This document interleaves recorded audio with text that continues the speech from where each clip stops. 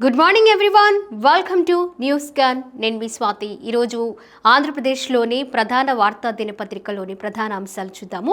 ముందుగా ఈనాడు దినపత్రికలోని ప్రధాన అంశాలు చూడబోతూ ఉన్నాము. ఇక్కడ బ్రోచర్లు చూసి బోల్తా పడొద్దు, అడ్వాన్సులు తీసుకొని బోర్డు తిప్పేస్తున్న మోసగాళ్లు, ఫ్లాట్లు స్థలాలు కొనేటప్పుడు జాగ్రత్తలు తప్పనిసరి అనే వార్తను ఈనాడు దినపత్రికలో మనం చూస్తూ ఉన్నాము.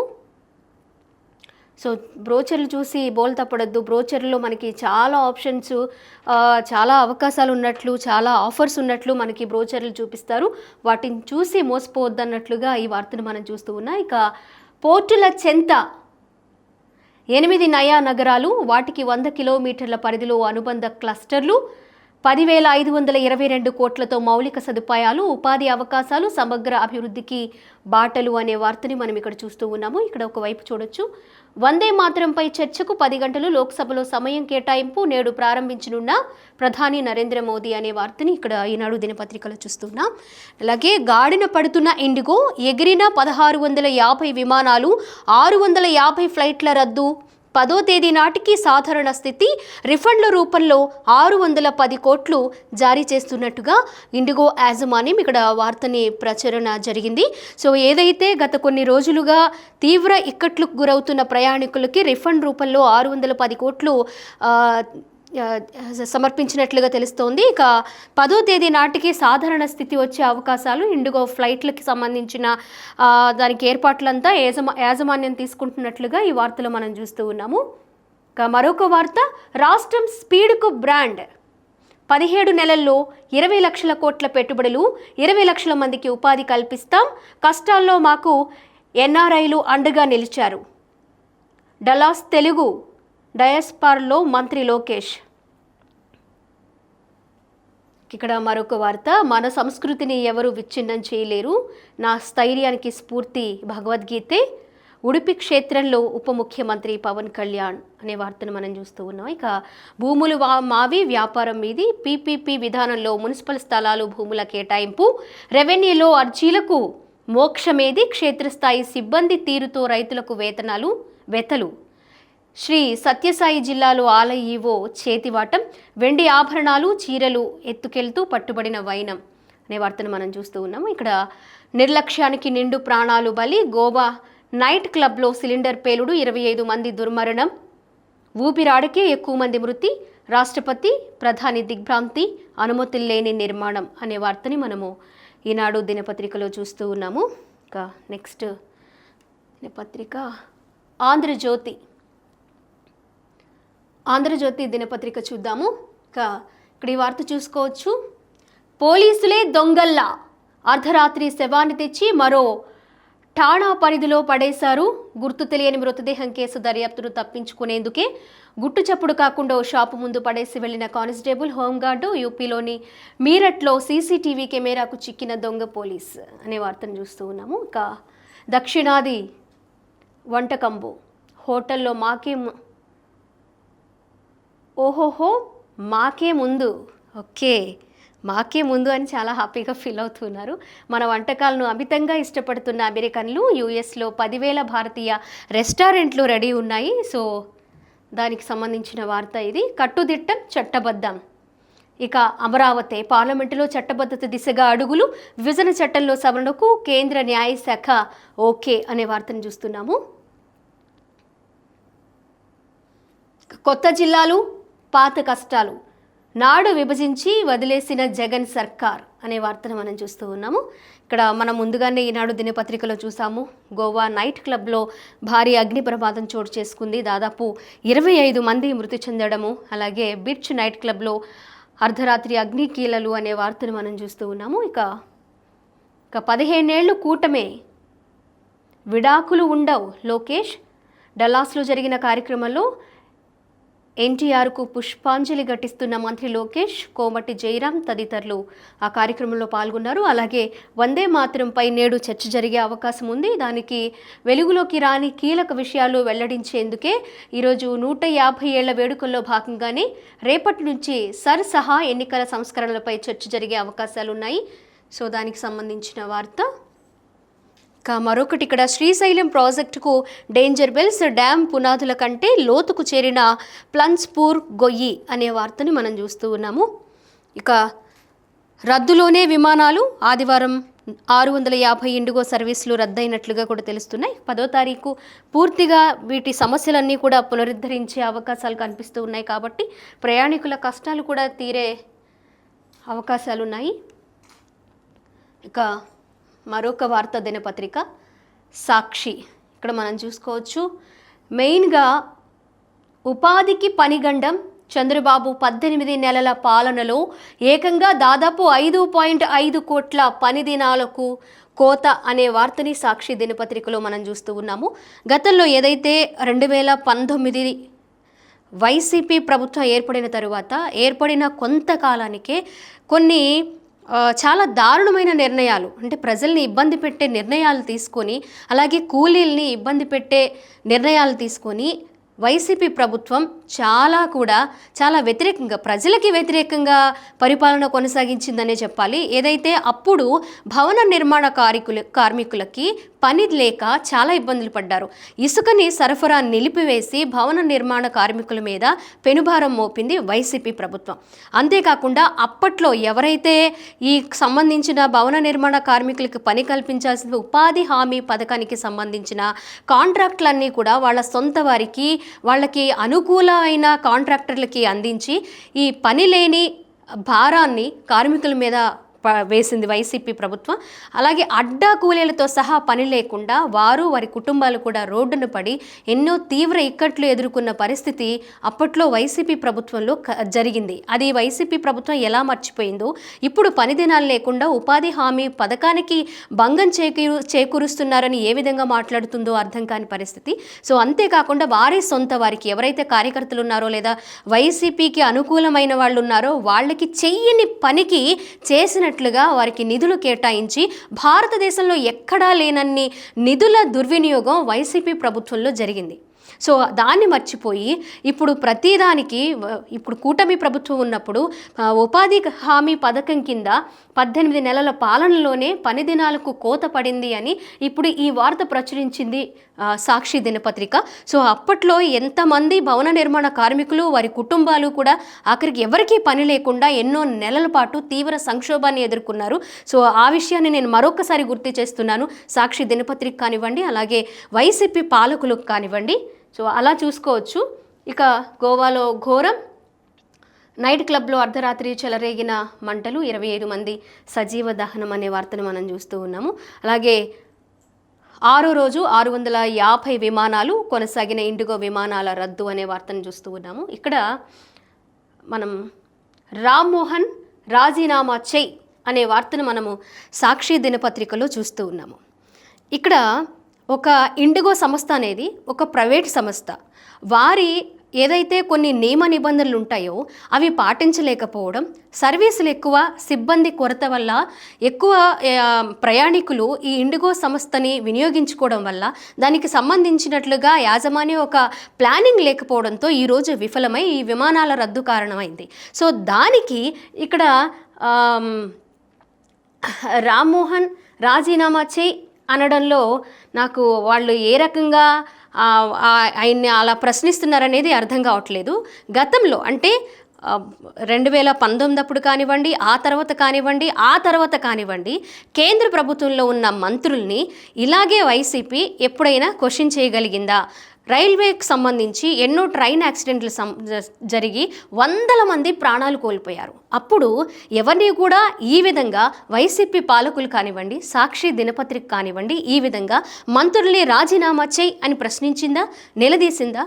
అప్పుడు లేని ఆ బాధ, ఆ వేదన, అంటే ఇప్పుడు ఎవరైతే ఇబ్బందులు పడుతూ ఉన్నారో వాళ్ళ మీద చూపించే జాలి అప్పుడు ఎందుకు లేదు? ఇప్పుడు ఈ విధంగా ప్రశ్న చేస్తుంది. చీమ చిటుక్కుమన్నా కూడా కూటమి ప్రభుత్వం మీద, ముఖ్యమంత్రి చంద్రబాబు నాయుడు మీద, అలాగే కూటమి మంత్రుల మీద, అలాగే ఎమ్మెల్యేల మీద ఏదో ఒక నింద ఆపాదించే ప్రయత్నం వైసీపీ పాలకులు ఏ విధంగా చేస్తూ ఉన్నారో, సాక్షి దినపత్రిక ఏ విధంగా వచ్చేస్తుందో, అలాగే అప్పుడు రైల్వేలో జరిగిన లేదా కేంద్రానికి సంబంధించిన మంత్రులను కానివ్వండి, అలాగే పిఎంని కానివ్వండి, మోదీ గారిని కానివ్వండి ప్రశ్నించే ధోరణితో వైసీపీ పాలకులు ముందుకు వెళ్ళారా? అది నేను వారికే ఒక ప్రశ్న అనేది నేను వేస్తూ ఉన్నాను. సో ఇప్పుడు రామ్మోహన్ రాజీనామా చేయి, ఇండిగో సంక్షోభంతో దేశవ్యాప్తంగా వెల్లువెత్తుతున్న డిమాండ్లు ఎక్కడా కనిపించలేదు. అసలు రామ్మోహన్ గారి పేరే రాలేదు. ఆయనే కొంచెం దీన్ని ఎలా సవరించుకోవచ్చు, ఎలా మాట్లాడాలి అని ఆయనే కొంచెం ముందుకు చొరవ తీసుకొని దాన్ని మేము మాట్లాడే ప్రయత్నం చేస్తామని ఆయన మాట్లాడారు తప్ప ఆయన్ని రాజీనామా చేయమని ఎక్కడ ఒక సాక్షి దినపత్రికలో ఈ వార్త తప్పించి ప్రజల్లో కానీ ఆఖరికి ఇండిగో ప్రయాణికులు కూడా ఆ ఇండిగో యాజమాన్యాన్ని ఇబ్బందులు పెట్టారు, క్వశ్చన్ చేశారు. ఏదైతే అమౌంట్ రిఫండ్ చేసే విషయంలో కొంత జాప్యం జరుగుతుంది కాబట్టి దానికి సంబంధించి క్వశ్చన్ చేశారు తప్ప ఇక్కడ రామ్మోహన్ గారిని రాజీనామా చేయాలని, దానికి ఆ శాఖకు సంబంధించిన మంత్రిని రాజీనామా చేయాలని ఎక్కడా రామ్మోహన్ గారు ఎవరు, టీడీపీకి సంబంధించిన కేంద్ర మంత్రిగా ఆయన నియమించబడ్డారు కాబట్టి ఆయన ఆ బాధ్యతలు స్వీకరించారు. మరి ఇక్కడ ఆయన కూటమికి సంబంధించి టీడీపీకి సంబంధించిన మంత్రి. మీరు అలా క్వశ్చన్ చేయగలిగారే తప్ప కేంద్రానికి సంబంధించిన మంత్రిని ఎవరినైనా సరే రైల్వే శాఖకు సంబంధించి ఇప్పటి వరకు ఎందుకు క్వశ్చన్ చేయలేదు, మీరే ఆలోచించుకోండి. సో ఇక అదే సిఐడి ఇప్పుడు సాక్ష్యాలు లేవంటుంది. అప్పుడున్న సాక్ష్యాలు ఇప్పుడు ఏమయ్యాయి? ఇక చంద్రబాబు నాయుడు గారి అరెస్టుకు సంబంధించి ఈ వార్త హైలైట్ చేశారు. సో ఇప్పుడు ఆధారాలు చూపించలేకపోయారు, అప్పుడున్న ఆధారాలు ఇప్పుడు ఎందుకు లేవు అని ఇక్కడ అడుగుతున్న పరిస్థితి కనిపిస్తుంది. ఒకసారి మనం చూసుకోవచ్చు, అప్పుడు ఇప్పుడు ఏం మారింది అనేది వీళ్ళు క్వశ్చన్ చేస్తూ ఉన్నారు. మనం చూసుకోవచ్చు, అప్పుడు ఐపీఎస్ల స్థానంలో వైపీఎస్లు పనిచేశారు. అలాగే వైసీపీ ప్రభుత్వానికి సానుకూలంగా వైపీఎస్లు పనిచేశారు. సో లేని ఆధారాలని సృష్టించడంలో చాలా నిబద్ధతతో పనిచేస్తారు. అందుకు వాటిని వాళ్ళ ఆధారాలు చూపించగలిగారు. ఇప్పుడు కేవలం కూటమి ప్రభుత్వంలో ఐపీఎస్లు మాత్రమే పనిచేస్తున్నారు. పాపం వాళ్ళు లేని ఆధారాలని ఎలా తీసుకొస్తారు? తీసుకురాలేరు కదా. సో అందుకే వాళ్ళు కరెక్ట్గా చూపించారు, లేవని చెప్తున్నారు. అది క్వశ్చన్ అనమాట. ఇప్పుడు అప్పుడు అసలు చంద్రబాబు నాయుడు గారి అరెస్టు సక్రమమా అక్రమమా అనేదాన్ని తేల్చే విషయంలోనే ఇప్పటికీ సుప్రీంకోర్టులో కేసు నడుస్తుంది. అది వదిలేసి ఏమేం కేసులు ఉన్నాయి, అప్పనంగా ఏమేం కేసులు లేనివి కూడా ఆయన మీద బనాయించి స్టేషన్కి తీసుకువెళ్ళాలి, ఆయన్ని అరెస్ట్ చేయాలనే విషయంలో వైసీపీ సక్సెస్ అయింది. అంతే తప్ప ఆయనకి ఏమేం కేసుల్లో ఇప్పటికీ ఆధారాలు లేని ఆరోపణలుగానే ఉండిపోయాయి. అందుకే వాటన్నిటినీ కూడా, ఆ కేసులన్నింటినీ కూడా కొట్టివేస్తున్న పరిస్థితి ప్రస్తుతం కనిపిస్తుంది. ఇప్పుడు వచ్చేసి అప్పుడు ఉన్న ఆధారాలు ఇప్పుడెందుకు లేవు అని అడగడంలో ఆంతర్యం ఏంటో అర్థం కావట్లేదు. నేను ముందే చెప్పాను, అప్పుడు వైపీఎస్లు ఉన్నారు, ఇప్పుడు ఐపీఎస్లు ఉన్నారు. ప్రతి నివేదిక కూడా, ప్రతి ఎంక్వైరీ కూడా చాలా సక్రమంగా జరుగుతుంది కాబట్టి ఇక్కడ సాక్ష్యాలు లేకుండా పోయాయి అనేది అర్థం చేసుకోవాలి. ప్రజలందరికీ తెలుసు ఎవరు ఏంటి, ఎక్కడ అన్యాయం జరుగుతుంది, ఎక్కడ న్యాయం జరుగుతుంది. నిజంగా అప్పట్లో చంద్రబాబు నాయుడు గారిని అరెస్ట్ చేయడంలో దేశమంతా, ఒక రాష్ట్రమే కాదు దేశమంతా కూడా ఒక అల్లకల్లోలం అయిపోయింది. ఆయన పరిపాలన అంతకుముందు చూసిన వాళ్ళు, అభిమానులు చాలామంది అప్పట్లో చంద్రబాబు నాయుడు గారి అరెస్టును నిరసిస్తూ ప్రతి చోట నిరసనలు చేశారు, ప్రతి చోట ధర్నాలు నిర్వహించారు. ఇది అక్రమ అరెస్టు, ఇది అక్రమ అరెస్టు, ఇది అక్రమ అరెస్టు. ప్రజలు కూడా ఏమి తెలియని వాళ్ళు కూడా రోడ్ల మీదకి వచ్చి నినాదాలు చేశారు, ఆయన్ని బయటకు తీసుకురావాలి, ఆయన అరెస్టు అన్యాయం అనే విధంగా. సో అందుకోసమే ఆయన్ని అఖండ మెజారిటీతో గెలిపించారు కూటమి ప్రభుత్వాన్ని మనం అర్థం చేసుకోవాలి. ఇక ఆన్లైన్ అమ్మకాల్లో భారత్ దూకుడు, పండుగ అమ్మకాల్లో అమెజాన్ అధిగమించిన వైనం. ఇక మనం చూస్తూ ఉన్నాం, అమెరికా అగ్ని ప్రమాదంలో మరో తెలుగు విద్యార్థి మృతి, డిగ్రీ లెవెల్ ప్లానింగ్ బేష్ అనే వార్తని మనం ఇక్కడ సాక్షి దినపత్రికలో చూస్తూ ఉన్నాము.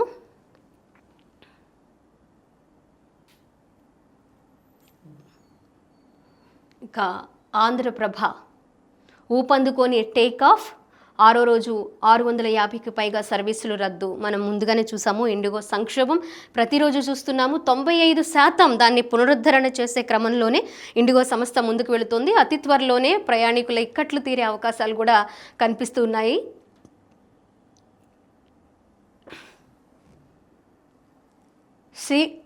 శ్రీషు ప్రగతికి బ్రాండ్ ఏపీ, అన్ని రంగాల్లో అభివృద్ధి జోష్, మీకోసం తగ్గేదేలే.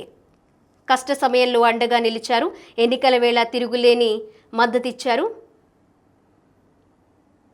వైసీపీ ఆట కట్టించారు. వైనాట్ 175కు వైనాట్ 11తో బదిలిచ్చారు అనే వార్తని ఇక్కడ చూస్తూ ఉన్నాము. సో ఇక మనం ముందే వార్తా దినపత్రికల్లో చూసాము. నేడు లోక్సభలో వందే మాతరానికి సంబంధించి చర్చ ప్రారంభించనున్నట్లుగా ప్రధాని మోదీ గారు ప్రారంభించనున్నట్లుగా ఈ వార్తలు మనం చూస్తూ ఉన్నాము.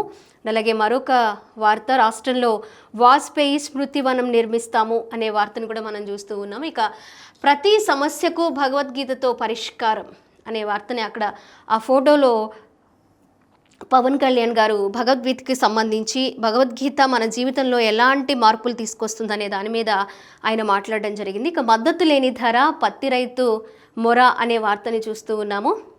సో మద్దతు ధర కోసం రైతులు పోరాటం చేస్తూ ఉన్నారు. మరి దళారుల చేతిలో నుంచి వారికి కరెక్ట్ మద్దతు ధర రావాలని అడుగుతూ ఉన్నారు, విన్నవించుకుంటూ ఉన్నారు. ఇక విద్యార్థులు లేరు, సమస్యల హోరు. బాపట్ల జిల్లాలో దుస్థితిలో బీసీ సంక్షేమ హాస్టళ్లు. జిల్లాలో మొత్తం 41 బీసీ వసతి గృహాలు, కేవలం 11 మంది వార్డెన్లతో నిర్వహణ అనే వార్తను మనం చూస్తూ ఉన్నాము. ఇక మస్టర్కు ముఖమే సాక్షి అనే వార్తను చూస్తున్నాము. ఇక ఉపాధి హామీ పనులకు కొత్త నిబంధన, త్వరలో ఫేషియల్ రికగ్నిషన్ అటెండెన్స్ అమలు, ప్రత్యేక యాప్లో హాజరైతేనే పని అంటే కొత్త నిబంధనలు తీసుకొచ్చింది. మరి పనికి ఏ టైంకి వస్తున్నాము, ఏ టైంకి వెళుతున్నాము, ఇవన్నీ కూడా వచ్చామా రాలేదా అనేది కూడా కొంచెం కొత్త నిబంధనలు తీసుకురావడం జరిగింది. గోవా నైట్ క్లబ్లో అగ్ని ప్రమాదం, దాదాపు 25 మంది చనిపోయినట్లుగా కూడా మనము వార్తలో చూస్తూ ఉన్నాము.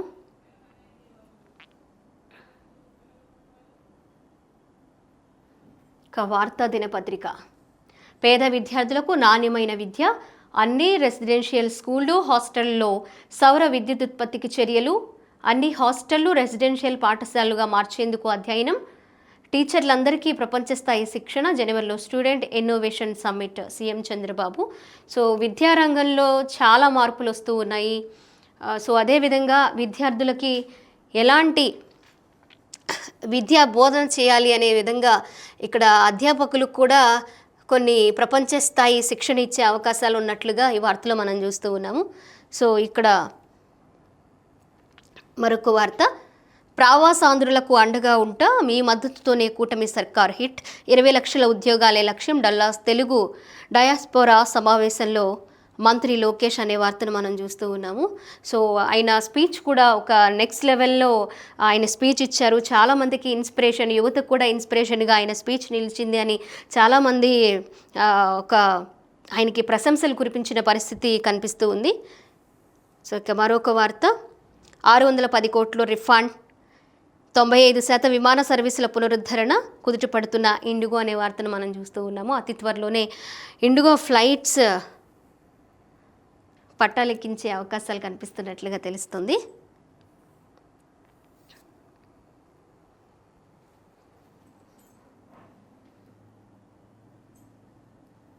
ఇక ప్రజాశక్తి, ఇది కూడా గోవా నైట్ క్లబ్ ఘోరం, 25 మంది మృతి, 6గురికి తీవ్ర గాయాలు. ఇక సరుకు రవాణా రంగంపై ఫిట్నెస్ పిడుగు, వాహన యజమానులపై కేంద్ర భారీ మోత, స్లాబుల కుదింపులో ఎనలేని భారం, లారీ యజమానుల పొరపాటు, 9న అర్ధరాత్రి నుంచి నిలిచిపోనున్న సరుకు రవాణా అనే వార్తను మనం చూస్తున్నాము. సో ఏదైతే లారీ యజమానులకు కొంత ఇబ్బంది పడే అవకాశాలు ఉన్నాయి.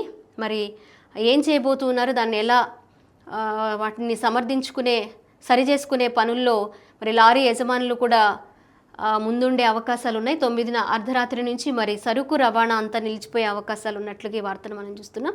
అలాగే ప్రవాసాంధ్రులకు అండగా ఉంటాము, గత పేపర్లో కూడా మనం చూసాము. వచ్చే ఏడాది నుంచి కళలకు రెక్కలు, డల్లాస్ తెలుగు డయాస్పోరా సమావేశంలో మంత్రి లోకేష్. ఇక బలవంతపు భూసేకరణకు వ్యతిరేకంగా మా ఊరు మా భూమి మా హక్కు అనే వార్తను చూస్తూ ఉన్నాము.